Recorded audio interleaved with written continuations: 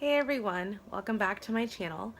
Excuse my lion hair. This is my lazy, didn't want to do anything, just got out of the shower and let it dry naturally look. But that's not what the video is going to be about. I actually wanted to talk about Max and his medical journey.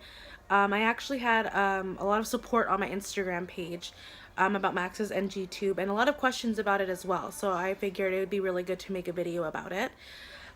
So like I had said, Max did get hospitalized at 6 weeks for aspirating formula. We were there for about 10 days. And even before that, Max was never a happy eater. I mean, not that he didn't like to eat, the kid weighed 9 pounds. But every time he would eat, he was miserable. Even in the hospital, he was just really fussy. It was hard to soothe him afterwards. I remember even some of the nurses having to take him from me because I was just so exhausted. Even when we got home, I saw the pediatrician, if not once, twice a week, because I knew something was wrong with him. And it was kind of a trial and error with it. I mean, literally, they would just say, he's a colicky baby, he will grow out of it. They didn't think it was acid reflux at first because he wasn't showing symptoms of arching his back or spitting up or choking, anything like that. But still, he was miserable.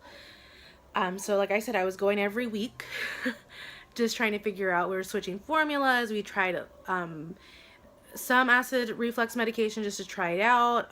But as the weeks went on, it got progressively worse. He would start to cry in between feeds. He would eventually, it got to the point where he would was just crying in so much pain during his feeds. He got to the point where he would only take an ounce to an ounce and a half, and then he wouldn't want any more. And then he would cluster feed, where he would, instead of going 2 to 3 hours in between feeds, he was going an hour and a half to two. So we ended up deciding to do a swallow study, which she referred us to the children's hospital here, and there is where they actually did the swallow study. I remember afterwards they pulled me aside and said, okay, he did aspirate formula and we're gonna have to admit you guys in the hospital. And I just remember trying to be like, okay, Jasmine, like, be tough, don't cry. And I lost it. They definitely, they definitely called me. They're like, okay, we're just, this is the plan. We're gonna give him a tube through his nose to feed him for right now because it's not safe to feed him by mouth. And we will try to find exactly what's causing him to aspirate. That's exactly what we did. We got admitted. They ran tests. Everything came back as normal except for an inflamed esophagus due to acid reflux. So they did diagnose him with severe silent acid reflux, where basically the acid would stay in his throat instead of spitting it up like regular acid reflux babies. He would actually just keep it in his throat. But anyways, we were there for 10 days trying to come up with a game plan, deciding what tube he needed, excuse me, this camera's being funny. Anywho, but yes, deciding what kind of tube he was gonna need, changing the formula. He actually came home with, instead of just the last formula we were on, which was a elemental formula by Enfamil, called Nutramigen, but it still had some dairy in it, I believe. But they decided to go with this formula called Neocate. It was a very broken down amino acid based formula. And so we went home with that, but of course with an NG tube. So basically everything was going through that tube, nothing by mouth. And at first, I came to terms with it in the hospital that he was going to come home with this tube. But in my mind, I'm like, it's only going to be a month. Because some of the doctors had said, it should be, maybe a month or two. But in my head, I stuck. It's going to be a month. And it was hard. I had so many people it was weird. Like, I just had people kind of giving me that, oh, is he going to be okay? Or what's wrong with him? And it was tough. Like, I'm like, there's nothing wrong with my kid. He's not sick. He just has a tube. Like, stop. Like, I was kind of defensive. And there were days where I was just drained and it was hard to feed him. I hated the idea of just having to connect him for an hour to this machine, and it was just hard. And then finally I got a little bit of confidence, and then accidentally the tube comes out. You can, the pump that he's connected to when you feed him is actually mobile. I can put it in a backpack and take him wherever, and connect him when it's time to feed. Well, one time the backpack decides to fall and pull his tube out, and I literally just felt so guilty because of course it was on my watch, and we had to go back to the children's hospital and have them put it in the emergency room, and he does have to have the tube changed out monthly, but when he's when we do it, his dad's there because it hurts to hear him cry. He's uncomfortable when they put it in, and then it's a process. You have to go get an x-ray done to make sure that the tube is placed in his stomach correctly. And I felt guilty to knowing that I had to put him through that because it accidentally fell out. After that, I actually kind of developed an anxiety about taking him places to eat, taking him places outwards where he were out, where he would have to eat other than home. And I actually got a lot of grief from family members and friends, kind of, you never come over. Why are you keeping him from us? And I'm like, and part of me is just, I was kind of defensive, like, hey, like, this is my kid. Like, I don't feel comfortable feeding him outside. Like, I don't get it. And people were just kind of like, well, you need to take him out more. You need to do this. And maybe if you fed him this way, or maybe this. Like, everyone was giving me advice on how to take care of him. And I was just kind of like, excuse me, did your kids, you've never been in my situation. And it was just so frustrating. And I know people meant well, but there's sometimes, especially, and I know I'm not the only one, you don't want to hear it. Especially when they almost make you feel guilty, like you're a bad parent. And I can tell you right now, you're not a bad parent. I mean, literally, you're doing everything for your kid. And it's tough for I know my kid is not the worst off, and I know that this isn't permanent, but it is hard. There's going to be days where you're just completely drained and so much emotion. It's the last thing you need, support, not people giving their advice because they had kids 20 years ago. But it's hard, and know that you're not alone. But I mean, as of now, like, Max he had a swallow study about a month after that initial one. He failed it. I had the occupational therapist tell me that he needed surgery, a G-tube surgery, which is something that's more permanent. Not permanent, but something more long-term.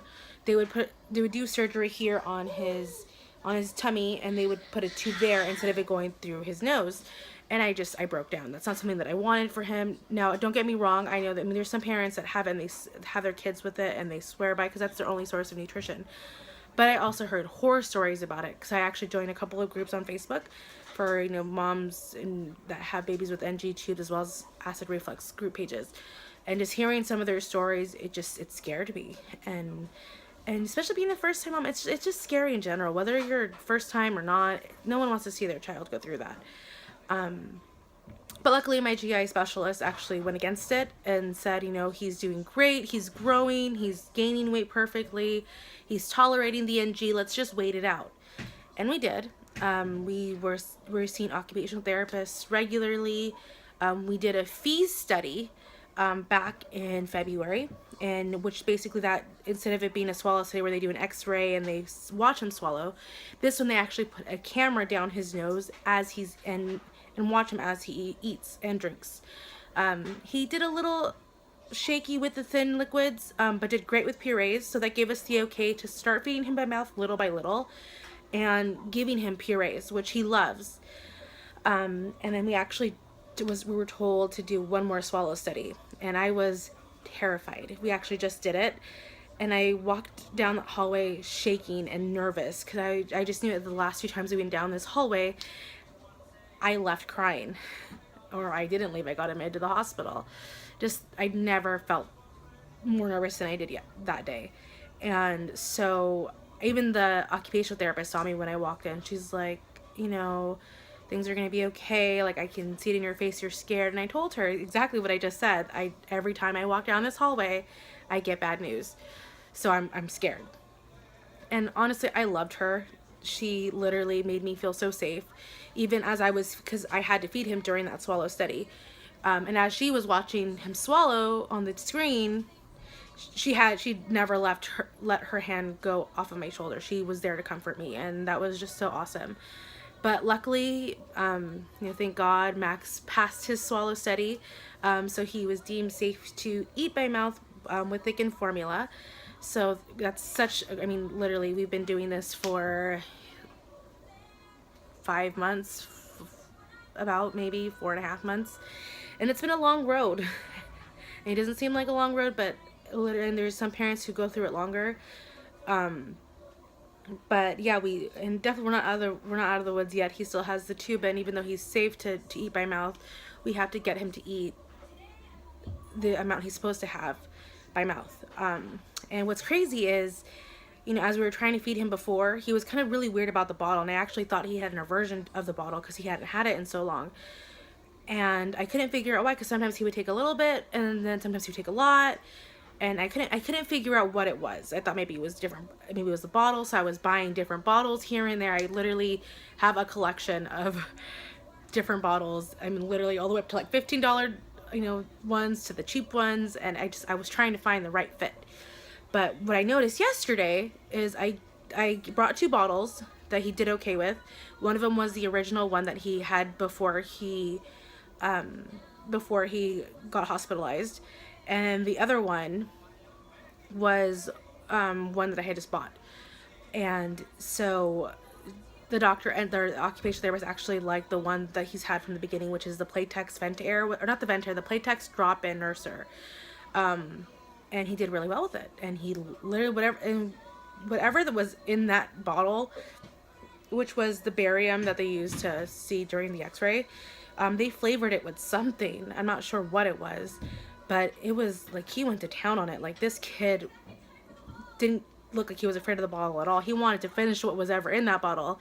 He even got mad when we took it away from him. But when we went home and I tried to feed him with his formula, which is that elemental formula that he was prescribed when he left the hospital, he wanted nothing to do with it. Like, we tried sweetening it with vanilla, didn't care for it. His dad tasted it, and when he said it was disgusting, and he could see why Max didn't like it. And it's taste. So I have call-ins to pediatrician and the specialist to try to see whether we can switch formula or flavor it with whatever the heck was in that barium bottle. I don't know. And hopefully we'll get to some type of plan, and hopefully we can get that tube out soon. But I definitely just wanted to let everyone know, moms, trust your instincts. I know I'm definitely not going to be the only one that's going to have this feeling. Just fight for your babies. I mean, they were telling me he's a colicky baby, he's this, he'll grow out of it. Yeah, he will grow out of it, but it had to take medication, and it had to take an NG tube to get it for him to grow out. So definitely follow your instinct, and don't feel guilty. You're gonna hear people put in their 2 cents, especially those Mexican old school mamas and their grandmas and your significant others' moms and their cousins and their tias, and everybody else is gonna have a say and want you to do it their way or give you some type of input. And I know it's gonna feel overwhelming at times, but don't be afraid to say, this is my kid, and ultimately they do mean well, but especially when you hear it from all different kinds of places, it can be really overwhelming. Don't be afraid to stand up for yourself. And this is your baby.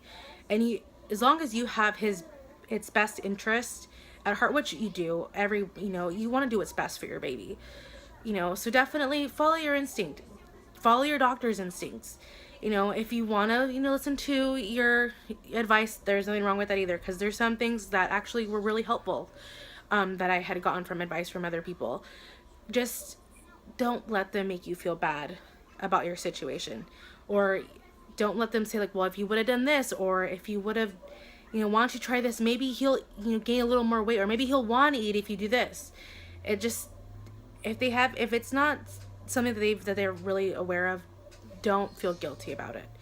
I know they're trying to help, and just don't. As long as you're trying your best to take care of your baby, that's all that matters. And you're definitely not alone. There's, so many support groups. There's so many especially like on Facebook, there's definitely some group pages on there that can help you. You can talk to other moms who have been in the same situation. That definitely helped me a lot, even if just to vent and to say like I'm frustrated. You'd be surprised how many times I did that, how many times I, as we like to call it, fed the bed. Just because basically like when I would connect Max, I literally, there was one time where I remember not tightening the pump right, or tightening the little connection port, and literally all that formula didn't go down his tube, it went down the, you know, on his bed or on the Mamaroo. So I mean, there's definitely, no one's perfect and you'll make mistakes, but I mean, it's definitely nice to know that you're not the only one, you have support. So like I said, definitely check out those support groups. And I would just, you're not the only one, and you'll get through it. And I mean, that's what we have to do for our babies. We, you know, we get through it just for them, to make sure that they're happy and safe. But I hope this video was helpful, and if you have any questions or comments, please do so down below. And yeah, thank you so much, guys. Bye.